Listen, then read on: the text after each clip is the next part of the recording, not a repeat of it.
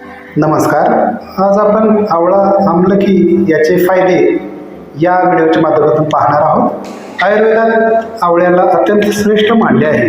संस्कृतमध्ये आमलकी व इंग्रजीत ॲम्ब्लिका मायरोबेलॉन असे म्हणतात. आवळा हा पोषणाचं काम करतो म्हणून आयुर्वेदात त्याला धात्री म्हणतात. वार्धक्य अवस्था टाळून चितूर तारुण्य ठेवतो म्हणून त्याला वयस्था असेही म्हणतात. आवळा हा रक्तदोषहारक, पित्तशामक, सारक व रुचकर आहे.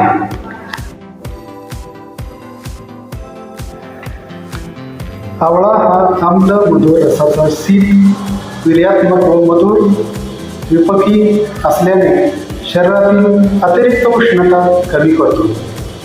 रक्तविकारात उदाहरणार्थ नाकाचा घोणा फुटला असेल तर, शौचालयातून रक्त जात असेल तर, मुळ्यातून रक्त जात असेल तर, तसेच स्त्रियांच्या मासिक पाळीत अतिरक्तस्राव होत असेल तर आवळा चूर्ण, आवळा रस घेतल्यास आराम पडतो. जर डोकेदुखीचा त्रास असेल तर आवळ्याचा चूर्ण, तूप व खडीसाखर समप्रमाण घेऊन सकाळी अनशापोटी घ्यावे, त्वरित आराम पडतो. केसांच्या तक्रारी उदाहरणार्थ केस गळणं, पांढरे होणे, कोंडा होणे, टक्कल, केस वृक्ष होणे या सर्वावर आवळा, शंखपुष्पी, ब्राह्मी जास्वंद यांनी युक्त तेल केसांना लावावे. काही दिवसातच केसांची वाढ होते, केस गळणं थांबतं व केसांचा रंग टिकतो व रात्री शांत झोप येते.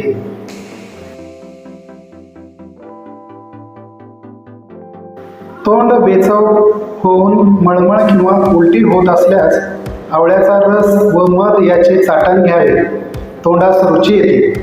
आवळा, हिरडा, बेहरडा, जांभूळ बी, कडुलिंबाचा चूर्ण, गुळवे व कारली सुकवून त्याची पूड समप्रमाणात घेतल्यास मधुमेह हा आजार आटोक्यात राहतो. हे चूर्ण सकाळी संध्याकाळी रुग्णाने 1-1 चमचा घ्यावा. नियमित आवळा सेवन केल्याने शरीरातील रक्ताभिसरण क्रिया सुरळीत चालू राहते व त्यामुळे कोलेस्टेरॉलचे प्रमाण कमी राहून हृदयविकार टाळता येतो. पोटात जंत झाल्यास 1 चमचा आवळ्याचा रस व 1 चमचा ओल्या नारळाचे दूध एकत्र करून जेवणापूर्वी 1 ते 1.5 महिना घेतल्यास जंत पडतात. आव, जुलाब, अपचन या विकारावर आवळ्याच्या रसात सुंठ पूड घालून ते चाटण दोन्ही जेवणापूर्वी 1 महिना घ्यावे. एका आवळ्यातील जीवनसत्व 40 संत्र्याच्या बरोबरीचं काम करतं. 1 आवळा रोज खाल्ल्याने रक्त वाहिन्या मजबूत होतात. उन्हामुळे डोळ्यांची आग होते, डोळे थकतात. अशा वेळी आवळ्याच्या बियांच्या काड्याने जर डोळे धुतले तर डोळे सशक्त निरोगी होतात.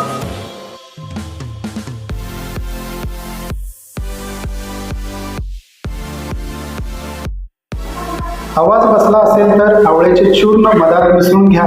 उचकी किंवा श्वास लागत असेल तर आवळ्याचा रस व पिंपळाचे चूर्ण एकत्र करून घेतात.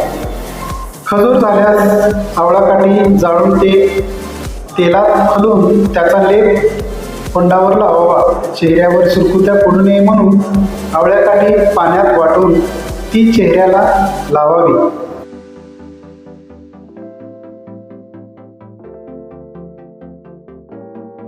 वातामुळे होणाऱ्या सांधेदुखीत 1 चमचा आवळा चूर्ण व 1 चमचा गूळ एकत्रित करून आल्याच्या रसाबरोबर घेतल्यास आराम पडतो. आवळा, हिरडा, बेहरडा ही द्रव्ये समप्रमाणात घेऊन त्याचे चूर्ण बनवतात. याला त्रिफळा चूर्ण म्हणतात. हे रोज पाण्यात भिजवून सकाळी हे पाणी गाळावे व याने डोळे धुवावे. याने डोळ्याचे तेज वाढतं. तसेच रात्री झोपताना गरम पाण्यात 1 चमचा त्रिफळा चूर्ण घेतल्यास सकाळी शौचास साफ होते.